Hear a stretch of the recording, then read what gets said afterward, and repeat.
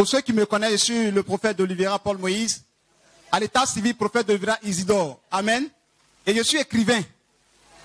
Dans les écrivains là, et là quand ils prennent parole, ils prêchent un peu. Même si c'est mariage, on parle un peu de la parole. Alléluia. Que le Seigneur vous bénisse. Parce que la parole qu'on entend, ça aide les mariés à rentrer dans leur foyer, comme le prophète vient de dire tout à l'heure. Ça les conduit. Le jour où il a parlé dans le foyer, tu n'as pas entendu le jour du mariage ce que l'homme de Dieu a dit. Amen. Et d'autres personnes aussi, c'est que ses frères et sœurs vont entendre. Ces paroles vont les aider aussi à se marier ou encore à se bien comporter dans leur foyer. Que Dieu vous bénisse. Le thème que nous allons voir aujourd'hui est intitulé « Sans la sanctification, personne ne verra le Seigneur ». Amen. Gloire à Jésus. Il y a tout dedans. Dans le livre des Hébreux, chapitre 12, à partir du verset 14. Recherchez la paix avec tous et la sanctification, sans laquelle personne ne verra le Seigneur. Alléluia. Pourquoi je parle de la sanctification? Bien-aimés, c'est vrai, nous sommes à un mariage. Nous sommes venus honorer les mariés. Parce que le Seigneur même dit d'honorer les mariés. Amen. Et au cours du mariage, il y a certaines personnes qui viennent pour écouter la parole. D'autres pour manger. D'autres pour vraiment se réjouir. Amen. D'autres aussi pour pouvoir, je vous assure, d'autres ont la grâce de se marier après un mariage et on trouve fiancé même dans ça. Amen. Et il y a chaque partie, il y a la direction, la mairie, mais nous sommes à la part de la parole. Amen. Aujourd'hui, le thème, sans la sanctification, nul ne verra Dieu. Pourquoi ce thème? Parce que nous sommes à la fin des temps. Amen. Et aujourd'hui, beaucoup de personnes, amen, vivent une vie de désordre. Alléluia. Ils ne se soucient pas, ne se soucient pas de leur éternité. Nous sommes là, on ne pense pas qu'un jour nous allons mourir. Et tu poses la question à celui qui est auprès de toi, à la soeur ou au frère. Après la mort, où passeras-tu ton éternité? Et lorsqu'on parle de l'éternité, c'est un endroit où on ne mourra jamais. Si tu vas dans le feu, tu ne mourras jamais. Si tu vas au ciel auprès de Dieu, de Jésus, tu ne mourras jamais. Je te pose la question, où passeras-tu ton éternité? Alléluia. Et aujourd'hui sur la terre, nous avons assez de temps. C'est-à-dire, si c'est pour se convertir, on sent qu'on a assez de temps. Alléluia. Si c'est pour vivre plutôt faire la vie, l'homme se dit qu'on a assez de temps. Mais la mort surprend. Amen. Et peut-être, je me souviens bien, on a fait le mariage de la sœur Natacha. C'était en quel mois là? Le 29 juin. Elle s'est mariée ici dans cette même église. Amen. Il y avait une sœur qui était ici. Elle assistait au mariage. Elle était assise quelque part là-bas. C'était comme ça, quelque part comme ça. Et ils l'ont filmé. Après, je pense qu'un mois n'était pas encore arrivé. Une semaine après le mariage, la sœur est morte. Elle était ici. C'est comme on dirait, après la vidéo, je regardais la vidéo, qu'elle m'a montré que voilà la sœur. Elle était là, elle mangeait. Mais elle ne savait pas qu'après ce mariage-là, elle va mourir une semaine après. Est-ce que quelqu'un me comprend? Je ne suis pas porteur de mauvaises nouvelles, mais je suis porteur de la bonne nouvelle. Alléluia. Je vais dire à quelqu'un qui m'entend, qui m'écoute, c'est une occasion pour nous de rechercher Dieu, de vivre dans la sanctification. Alléluia. Quand on parle de la vie éternelle, d'autres disent que qui est parti là-bas pour voir? Ça existe. Le Seigneur ne veut pas qu'on vive dans la débauche sexuelle. Une église qui laisse les fidèles vivre dans la débauche sexuelle est une église qui a déjà raté la mission de Jésus. Amen. Il faut que les pasteurs fassent que les frères et sœurs se marient. Ici, l'église en train de s'organiser pour que les frères et sœurs qui ne sont pas mariés se marient. Si tu vis avec une sœur et que vous n'êtes pas encore mariés, vous couchez ensemble, ici on te met sous discipline. Amen. Soit vous dites vous séparez, si vous ne voulez pas vous séparer, vous sous discipline. Parce que Jésus revient bientôt. Amen. Et ici, le frère et la sœur ont compris et ils ont pris l'engagement de se marier. Parce que la décision, c'est d'aller au ciel. Et nous bénissons le Seigneur pour ce grand rendez-vous. Il est temps d'écouter. de ne pas jouer à ta vie, de ne pas jouer à ta marche avec Jésus de Nazareth. Alléluia. Aujourd'hui, lorsqu'on parle de la sanctification, les gens jouent. Ils pensent que c'est amusement. Mais nous avons plusieurs témoins des personnes qui sont mortes, qui sont parties au ciel, qui sont revenues à la vie. D'autres ont fait 7 jours. Un pasteur pourri, il est revenu à la vie. Pasteur au Rwanda pendant la guerre. Il y a des personnes qui ont fait 13 heures, sont revenus à la vie. Ils ont parlé qu'après la mort, il y a l'enfer, il y a la vie. Alléluia. C'est pourquoi j'ai dit à quelqu'un, un frère, une soeur, le temps est arrivé que tu régularises ta situation. Gloire à Jésus. À moins de 2 ans, nous avons célébré le mariage de nos jeunes frères ici. Vous voyez ce caméraman, il s'est marié. Amen. Le chant, il s'est marié. Notre soeur s'est mariée. Lui s'est marié. Un autre encore va se marier bientôt. Parce que nous voulons que nos frères et sœurs aient une vie de sanctification. Que le Seigneur nous bénisse. Bien-aimés, quand nous sommes chrétiens, amen, nous devons considérer que notre corps est le temple du Saint-Esprit. Alléluia. Le corps que Dieu nous a donné, c'est le temple du Saint-Esprit. Et ce corps a besoin d'être sanctifié, purifié. Et d'être agréable devant Dieu. Dans 1 Corinthiens 3, verset 16 à 21, vous allez voir. Ne savez-vous pas que votre corps est le temple du Saint-Esprit? Amen. Bien-aimés, nous sommes dans un monde où nous sommes à la fin des temps. Le temps est fini. Tu ne sais pas, le temps est déjà fini. Regardez, le Seigneur a dit dans Matthieu 24, verset 7, il dit, un royaume s'élèvera contre un autre royaume. Vous avez entendu ce qui se passe en Afrique du Sud, où les Noirs tuent leurs frères noirs. Et au Nigeria, il y a eu riposte. Même chose. Et les gens sont révoltés. Nous sommes à la fin des temps. Regardez dans nos maisons, regardez dans nos villes. Regardez comment les choses sont en train d'accélérer. La vie que nous voyons aujourd'hui est une vie qui n'honore pas Dieu. Comment vous pouvez comprendre que des hommes créés à l'image de Dieu vont se marier avec un animal? Ce sont des choses que l'Église doit dénoncer. La Bible déclare que n'ayez point à commettre les œuvres des ténèbres, les œuvres infructueuses, mais plutôt dénoncez-les. Alléluia. Donc, bien aimés, parents, vous devez donner une bonne éducation à vos enfants. Mais la meilleure éducation ne vient pas de la sagesse de mon grand-père, la sagesse de ma grand-mère. La meilleure éducation vient de la parole de Dieu. Mon grand-père a dit, ma grand-mère a dit non. Ce qui est au-dessus de mon grand-père a dit, ma grand-mère a dit là, c'est la parole de Jésus. Car la Bible déclare que la sagesse humaine est une folie devant Dieu. Alléluia. C'est pourquoi quelqu'un doit comprendre le message. Donc c'est pourquoi, étant Église, l'Église a ses principes et ses ordonnances. Jésus est venu, il a donné les principes et les ordonnances. Amen. Nous devons marcher selon les principes bibliques. Et lorsque nous marchons selon les principes bibliques, selon la vision que Dieu a accordée à son serviteur, tous ceux qui doivent le suivre dans la même vision. Alléluia. Et ceux qui ne marchent pas dans cette vision étaient boucs. Parce que dans la maison de Dieu, il y a des brebis et des boucs. Et Jésus dit qu'il mettra les boucs d'un côté et les brebis d'un côté. Alléluia. Donc bien aimé, ce que je dis à quelqu'un, vous devez comprendre que chacun de nous doit faire la paix avec Jésus de Nazareth. Chacun de nous doit comprendre que un jour, je peux me coucher et ne plus me réveiller. J'étais au mariage de mon frère. J'étais au mariage de ma petite soeur, de ma grande soeur. J'étais au mariage de mon neveu, de ma nièce. Alléluia. Mais tu peux te réveiller ou tu ne sais pas que tu es mort. Il y a des personnes qui sont mortes pendant les accidents, qui se sont retrouvées quelque part avec leur âme. Et puis se demandent aux gens qui sont à côté, qu'est-ce qui se passe? Mais ces personnes ont senti que c'était le... C'est après ils ont réfléchi que ces personnes sont mortes. Alléluia. Tu ne sais pas à quel moment ton âme va quitter ton corps. Car la Bible déclare dans Hébreux 9, 27. Et comme il est réservé à l'homme de mourir une seule fois, après quoi vient le jugement. Amen. Nous pouvons passer assez de temps à rester devant les écrans pendant des heures. Mais nous ne pouvons pas passer un peu de moments devant la parole du Seigneur. Même à l'église, comme l'homme de Dieu disait, c'est là on dort. On n'a qu'à faire vite, on va partir. On a trop duré, on va partir. Mais si je vous dis, si c'était un show jusqu'au soir, il y a des gens qui vont veiller. Mais quand c'est de la parole, les gens pressent les choses. Alors peut-être ils vont partir. Je vous dis la vérité. Cette parole que je vous prêche, Tu ne m'as pas écouté.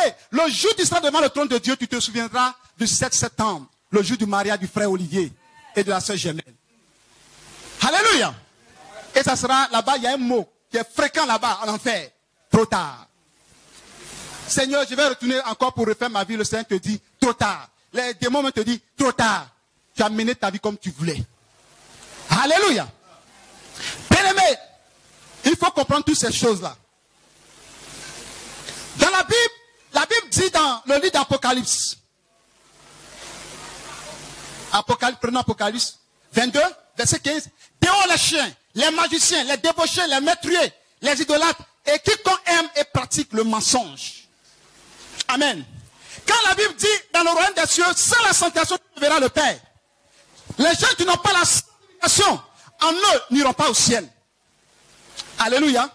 Et lorsqu'ils seront devant le trône de Dieu, on va les chasser, on dit dehors, vous n'avez pas vos places ici. Qui parle de chiens? Est-ce que dans le royaume des cieux, le Seigneur va mettre les chiens au ciel? Qui est chien? Chien, c'est lui qui a une vie de dépravation sexuelle. Nos sœurs sont habillés de manière nue. Alléluia. C'est cela la Bible parle des chiens. Quand tu es habillé de manière nue, tu ne peux pas rentrer au ciel. Tu n'as pas ta place là-bas. La Bible déclare qu'aujourd'hui, les gens appellent le bien, le mal, le bien. C'est ce temps-là que nous sommes. Alléluia. Qui parle des chiens, des personnes qui aujourd'hui, vous allez voir que c'est un plaisir de se déshabiller devant les caméras et puis ils font des qu'on appelle ça selfie ou des WhatsApp, font l'amour et puis ça prend dans le monde entier. C'est cela que la Bible appelle les chiens. Les chiens, ce sont ceux-là même qui font des rapports sexuels dans les voitures, dans les jardins publics. Ce sont des chiens. Les chiens là, ce sont ceux-là qui n'ont que respect pour la femme, ni pour l'homme. Leur vie, c'est la vie de désordre, d'abomination sexuelle. Et Dieu dit, ces chiens-là n'iront pas au ciel. Ça veut dire que tu es marié, que tu vas mener une vie de désordre. Tu es un chien. Le chien fait le rapport sexuel dans la rue, sans avoir honte. Aujourd'hui, on fait le rapport sexuel dans la rue sans la honte, on s'appelle sans honte. Ces chiens-là n'iront pas au ciel. Alléluia. Regardez les chiens. Le peuple peut s'accoupler n'importe quel endroit. Mais aujourd'hui, vous allez constater que les hommes, les gens ont pris le comportement, la coutume des Blancs, s'embrasser en plein public, devant les caméras. Les gens n'ont plus honte de leur corps. Les gens n'ont plus honte de leur corps. Nos parents avant s'habillaient de manière fermée.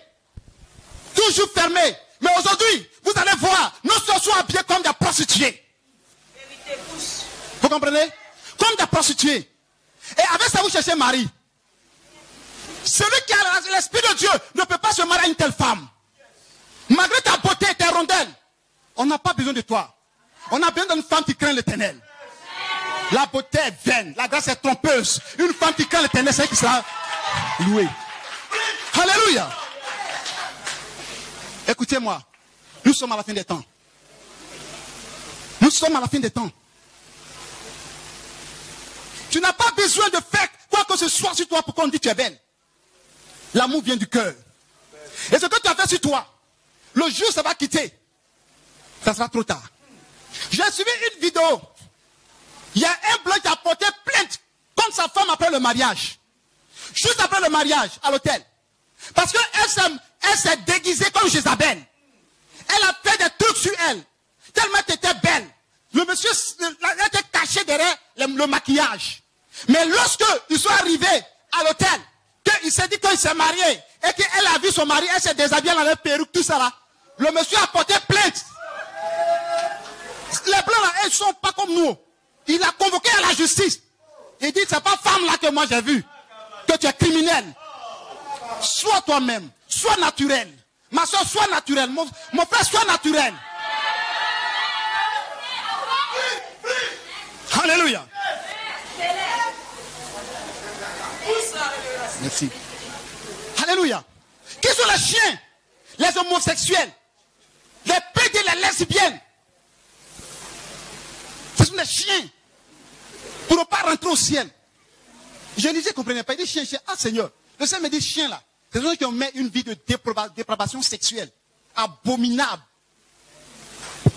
Que le Seigneur nous fortifie. Et la Bible parle des magiciens. Qui sont les magiciens? Aujourd'hui, sont les brouteurs. Les gens ont des marabouts pour les gains de ce monde. À quoi ça un homme de gagner le monde entier s'il perdait son âme? Jeune homme, réjouis-toi dans ta jeunesse. Lis ton cœur au plaisir. Mais sache qu'un jour, tu seras appelé au jugement. Aujourd'hui, Didier Arafat est au jugement. Alléluia. Il était en face. Peut-être on lui a prêché l'évangile. Peut-être il était prêt à se convertir. Mais le diable sait où tu vas te donner au Seigneur. Il précipite le temps de ta mort. Gloire à Jésus. Je pense que quelqu'un me comprend. Dehors les chiens, dehors les magiciens, dehors les meurtriers. Tu es un meurtrier. C'est toi qui dis que tu es chrétienne, mais tu fais avortement. Tu tues. C'est comme un avortement que tu as fait. Et bien quand tu es rentré dans le mariage, tu ne fais pas enfant dire que ce sont les sorciers. Quand tu faisais avortement là, les sorciers étaient là. Alléluia. Amen. Tu prends ton plaisir, tu étais content. Maintenant tu fais plaisir, le Seigneur aussi te donne la récompense de ton plaisir là. Tu dis non, je ne veux plus. Maintenant tu fais avortement. Après le mariage, tu as des problèmes d'enfantement. Il y a ceux que peut-être l'ennemi peut attaquer. Il y a d'autres, c'est pourquoi aussi, ceux qui étaient ignorants, qui n'avaient pas Jésus, on peut comprendre. Mais aujourd'hui tu as Jésus, mais tu fais encore avortement. Tu es un meurtrier, une meurtrière. Alléluia. Et tu penses que c'est bon, c'est comme ça, tu veux t'échapper de la honte, parce que les gens t'ont vu. Bien-aimé, je prophétise sur ta vie, que si tu commets adultère, que tu tombes enceinte au nom de Jésus. Alléluia. Non, c'est une bonne prophétie pour toi. Amen. C'est pourquoi je me tourne vers les mariés. Si tu commets adultère, que cette femme tombe enceinte au nom de Jésus. Amen. Si tu as trompé ton mari, que tu tombes enceinte au nom de Jésus. C'est une bonne prophétie. Parce que la Bible déclare que la femme doit être fidèle à son mari. L'homme doit être fidèle à ton mari. Fidèle à sa femme. Mais si vous êtes dans le mariage et que vous vous trompez, l'enfant là vous le donnez à qui? Est-ce que quelqu'un me comprend? Si tu me comprends, clame Jésus de Nazareth. Alléluia. Gloire à Jésus. Les meurtriers. Il y a tellement de meurtriers dans la maison de Dieu. Des meurtriers. À cause de l'argent, tu as tué ton frère. Et jusqu'à dans la maison de Dieu, il y en a. Cela ne peut pas rentrer au ciel. La Bible dit, celui qui dit qu'il aime Dieu, toujours à l'église, c'est toi qui dis, oh, je vous salue Marie. Oh, notre Père. Ou etc. Je prophétise, je déclare. Que soit la religion, tu dis tu aimes Dieu. Mais la Bible déclare que si tu n'aimes pas ton frère qui est auprès de toi, tu es un menteur. Alléluia. C'est pourquoi moi je n'aime pas l'hypocrisie. Quand ça ne va pas, je parle. Je me libère. Alléluia. Bien-aimé, écoute-moi aujourd'hui. Peut-être c'est la seule occasion. Peut-être te dire que non, il n'a qu'à finir en partie. Mais la parole là sera sémée dans ton cœur. Parce que la Bible déclare que la parole de Dieu ne retourne pas à Dieu sans avoir accompli sa volonté. Donc c'est quand tu reçois aujourd'hui, si tu veux faire 10 ans, ça va produire des fruits dans ton cœur. Alléluia. Gloire à Jésus de Nazareth. Et je pense que quelqu'un m'entend. Quelqu'un m'écoute. Que Dieu nous bénisse. Tant de haine. Je me souviens bien, à une vidéo j'ai regardé, au moment où on saluait les mariés, il y a une femme qui est venue toucher le ventre de la mariée. Elle a arraché l'enfantement. Et pendant le foyer priait, mais rien. Ils étaient en train de regarder la vidéo. Et on voit une femme qui danse, qui est arrivée là, elle touche le ventre de la mariée, en faisant comme ça, comme elle arrache quelque chose, elle a fait comme ça. C'est pourquoi je déclare, au moment des cadeaux, si tu amènes un cadeau envoûté, que tu sois envoûté. Alléluia. Gloire à Jésus. Pourquoi? En Afrique, le mariage c'est comme un crime. Souvent pour se marier, pour aller faire d'autres parents, je viens vers vous aussi. Vous donnez des d'autres kilomètres. Le monsieur va tourner jusqu'à il va chercher autre femme. Quand tu veux donner ta fille, on n'a pas besoin de donner des kilomètres d'argent. Ou bien c'est ta fille, tu es en train de vendre ta fille. C'est pourquoi je suis parti à la dot, j'ai trouvé ça simple, j'ai béni le nom du Seigneur. Les parents donnent ce qu'ils pouvaient donner. Alléluia. Mais d'autres vont donner des montants jusqu'à 1 million. Mouton, beurre, tout. Non. Vous devez encourager vos filles à se marier. Parce que si vous ne le faites pas, elles vont se prostituer. Si vous tu veux que ta fille n'a qu'à se prostituer, tu donnes l'argent pour manger. Tu prends son péché aussi. Si elle meurt, tu seras jugé devant le trône de Dieu. Alléluia. La Bible parle des idolâtres. Les gens qui sont idolâtres. Idolâtre là, c'est pas quelqu'un qui on dit, il jette Coris sur main. La Bible déclare la cupidité est une idolâtrie. Il y a des gens qui sont là, qui sont avares. Même leurs propres enfants ne peuvent pas donner l'argent. Parents, donnez l'argent à votre enfant. Le mariage, c'est ça. Éduquez vos enfants. Ne laissez pas vos enfants devant les écrans avec des ordinateurs. Réagissez n'importe quoi. À 1h du matin, tu dors. L'enfant t'en dit regarder porno. Nous devons veiller sur nos enfants. La Bible déclare que instruis ton enfant. Dès le bas âge, quand il va grandir, il ne s'en détournera pas. Quand nous étions petits, qu'est-ce que ma maman m'enseignait? Les contes, les histoires bizarres. Il fallait te coucher, tu as peur. Non, il est mort ici. On a vu son revenant ici. C'est ça. Tu es là, tu vas te coucher là même. Tu mets pas sur toi. Tu as peur. Mais nous avons Jésus.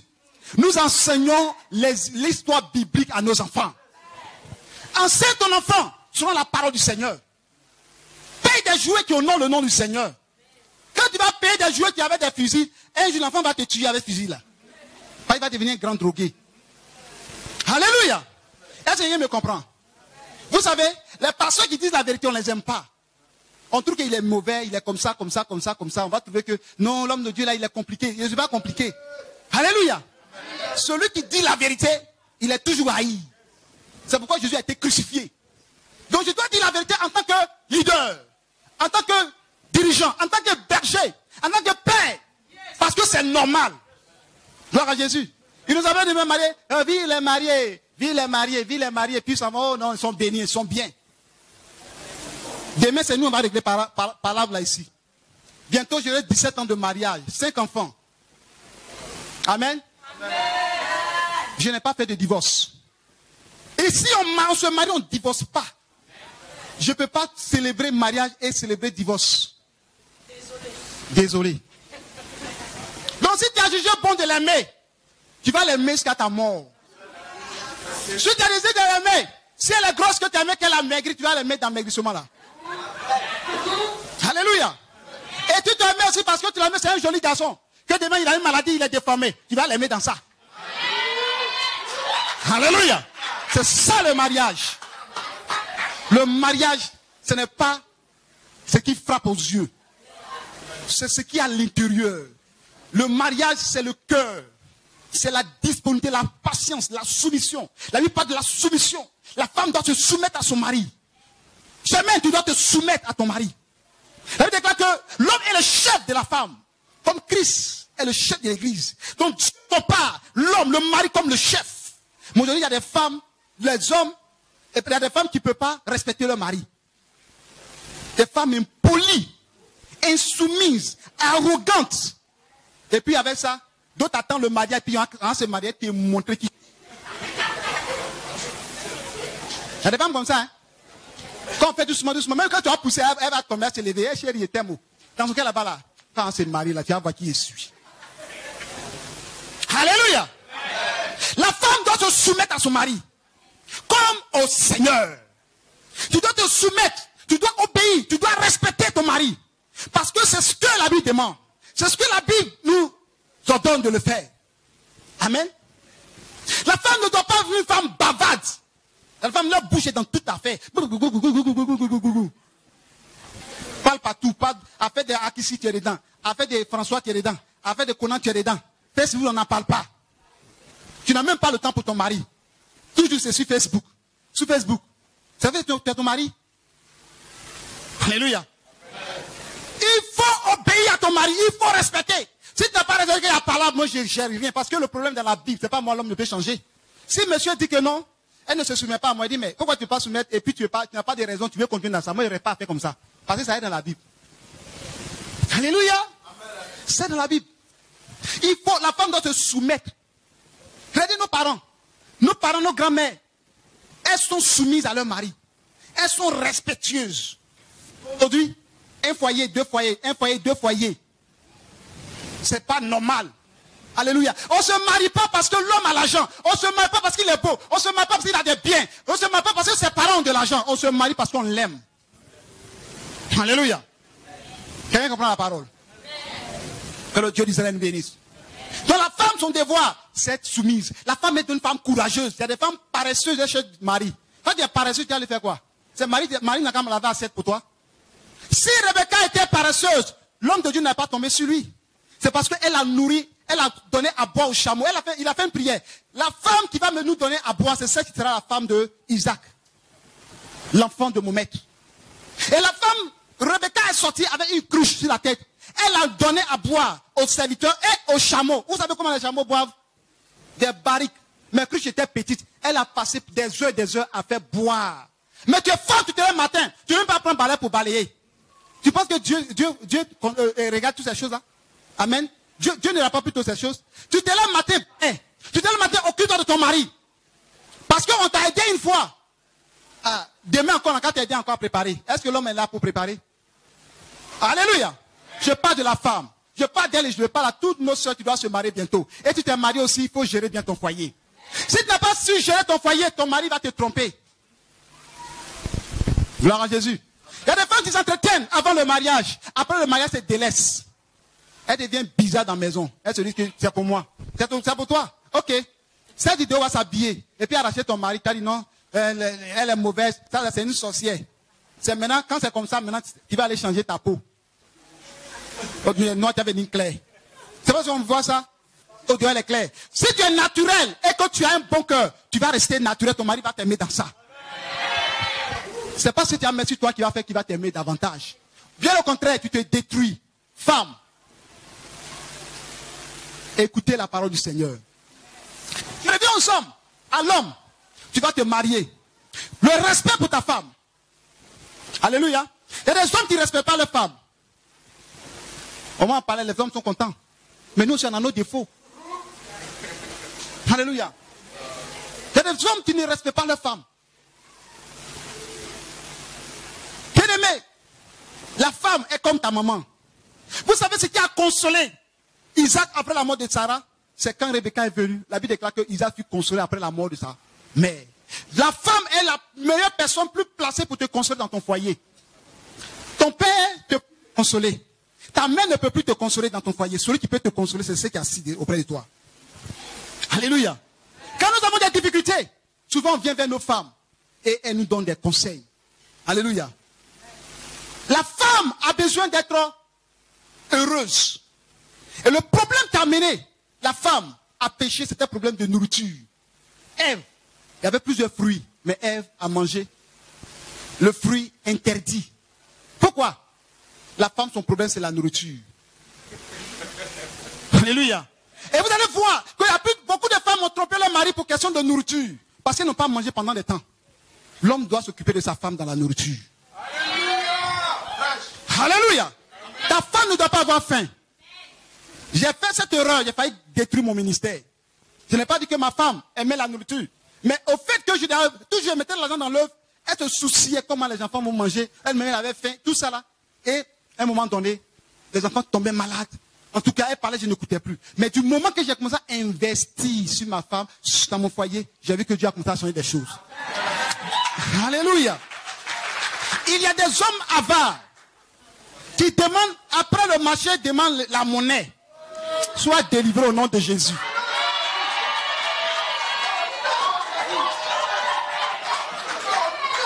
Alléluia. Gloire à Jésus. Arrête d'être avare. Ta femme, c'est ta coach. La Bible déclare que l'homme quittera son père et sa mère et s'attachera à sa femme et les deux deviennent une seule chair. Donc si elle a dépensé l'argent là, c'est pour toi, c'est toi qui as dépensé. Gloire à Jésus. C'est une honte pour un homme de voir sa femme aller demander sel chez sa voisine. C'est une honte pour un homme d'aller demander sous-pierre chez sa voisine. Ça peut arriver comme des cérémonies comme ça pour demander. Mais toujours, vas-y, je veux huile, je veux sel, je veux huile, je veux sel. Et ton mari, il lui fait quoi? L'homme aussi doit savoir ce qui manque dans la maison. L'homme aussi doit rentrer dans la cuisine pour voir est-ce que le gaz n'est pas fini. L'homme doit prévenir toutes ces choses-là. Alléluia. Et la Bible déclare que la femme doit être soumise. Mais l'homme doit aimer sa femme.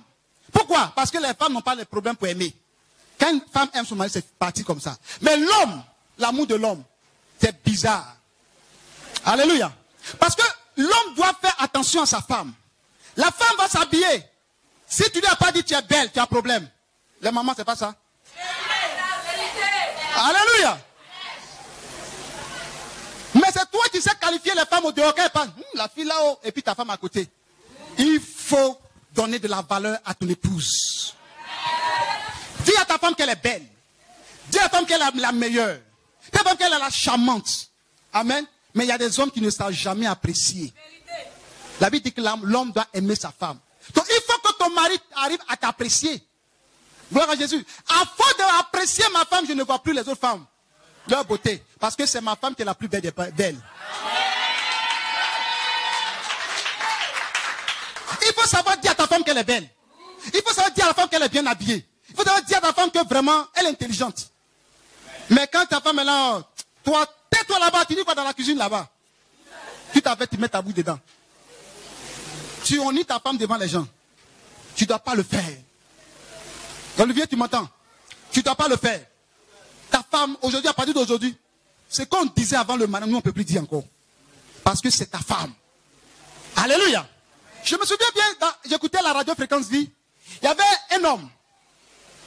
Sa femme a préparé ce jour-là. Le sel a dépassé. Donc moi j'ai montré les choses. Et puis il y avait des invités comme ça. Mais celle a dépassé. Et quand monsieur a mangé net, a commencé à manger, celle-là, elle a dit, dans son cœur, qu'est-ce que ma femme a fait aujourd'hui? Tu peux déposer. Et puis les invités mangent, leur visage change. Elle dit, chérie, envoie-moi celle encore.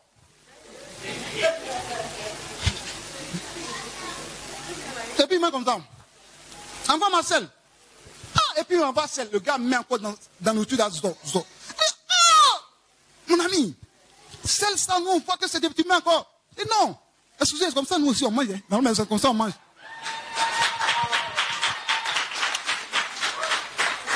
Il a défendu sa femme là. Mais il met deux personnes. Akisi, est-ce avec toi? Akisi. On dit ça en baoulé. Koumio? Akisi Koumio? Comment on dit ça? Akisi va me tuer. Akisi m'a tué. À baoulé, il n'y a pas baoulé ici. On dit quoi? Akisi Koumio? Contrôle. Alléluia. Si tu es content, acclame Jésus. Alléluia. Comment tu peux m'humilier devant mes amis? Comment tu peux... Quand tu prépares, tu n'as pas de bien regarder. Je mets... Alléluia. Avant de sortir, soit il ne peut pas parler, il va regarder sa femme. Et puis il fait comme... Je reviens. Ici. Je viens aussi aux conseillers. Les meilleurs conseillers après le mariage, ce sont les... Amen. Et l'homme de Dieu, son épouse. Je ne vais pas lire ce côté-là, mais je vais faire résumé. 1 Roi 12, verset 1 à 19. Il y avait Roboam, qui était le fils de Salomon. Et après la mort de Salomon, Salomon est mort. Et son fils a pris sa place. De la tribu de Juda. Et les gens de la ville sont venus, tous les enfants d'Israël sont venus pour dire, ah, ton papa Salomon là, nous a fait fatiguer, nous a fait souffrir. Nous a porté le joug. Vraiment, toi tu es venu là, il faut diminuer fardeau là. Il dit, donnez-moi 3 jours, je vais réfléchir. Il appelle les vieillards viennent. Il dit, bon, voilà ce que le peuple a dit. Qu'est-ce que vous dites? Il dit, bon, ce que le peuple a dit c'est vrai. Il faut que le peuple respire. Trop de joug, la peau de fardeau, c'est pas bon. Et le vieillard, hein, il dit, ok, partez. Arrivé à la maison, vous allez lire 1 Roi 12, 1 à 19. Il appelle les jeunes gens. Les personnes qui ont grandi, ils ont grandi ensemble. Quelqu'un écoute la parole, hein.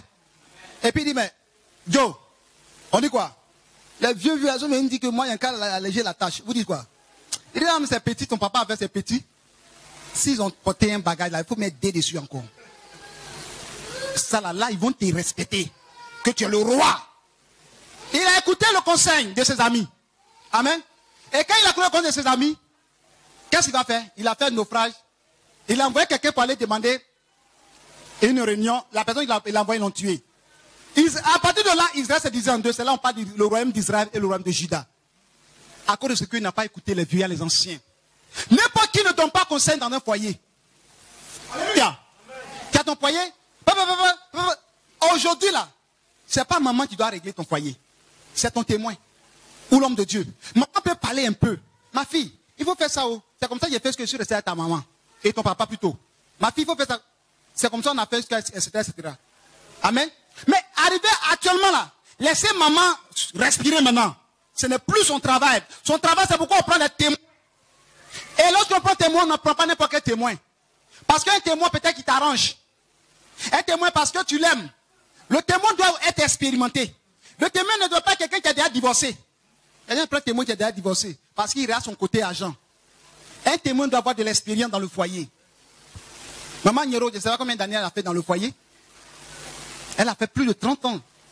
Je suis ton témoin aussi, le témoin d'Olivier aussi. 17 ans de mariage. Un peu d'expérience. Gloire à Jésus. Donc, les jeunes frères, tes amis, vous avez grandi ensemble.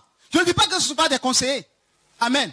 Mais il faut savoir examiner ce qu'ils vont te dire.